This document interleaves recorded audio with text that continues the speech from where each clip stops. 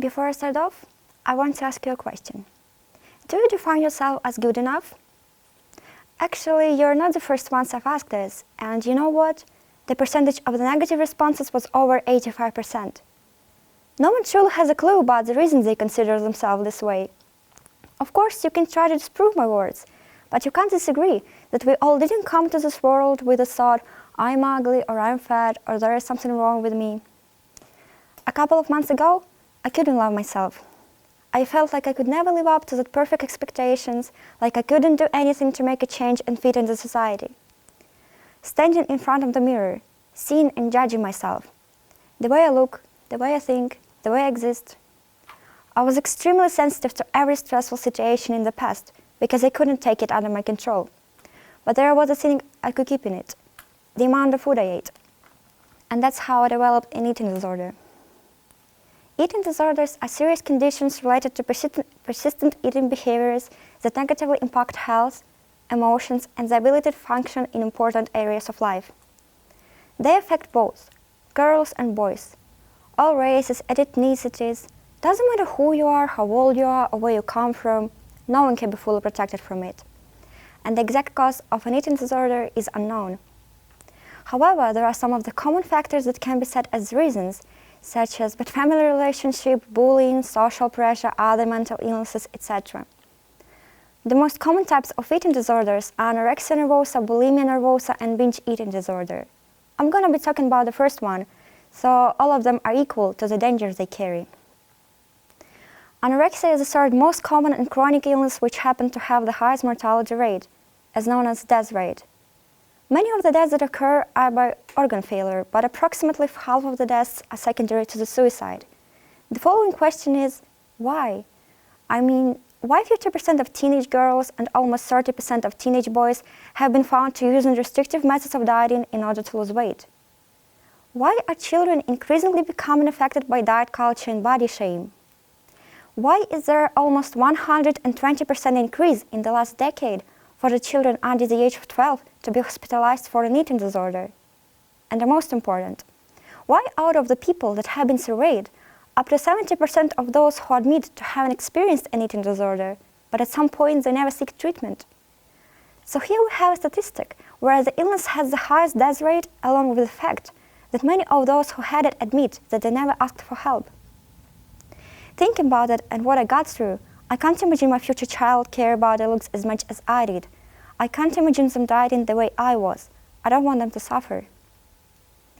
Looking back, I remember that all my childhood I was a happy kid who enjoyed playing, eating different food, wearing beautiful clothes. I was truly happy with my life. My memories about elementary school are the best ones, unlikely those I have about the middle and high school. That was where all got started and eventually got worse. My sister and my elder sister and my classmates began to use my body image to offend me whenever we had an argument. That was when I started to feel horrible about myself. My loved ones sometimes would tell me that I was chubby, or they were giving me nicknames such as Little Donut, Marshmallow, and so on. Thoughts of restricting in food slipped more often, and my self-esteem was going down really fast. As a kid, I couldn't find a better shelter that would become completely sick physically as I was mentally. By the 8th grade, I finally decided to lose the reason I was getting hate from, weight. I spent every single day locked in my room, exercising, reading different articles about dieting, and searching for the healthy recipes which I never cooked anyway.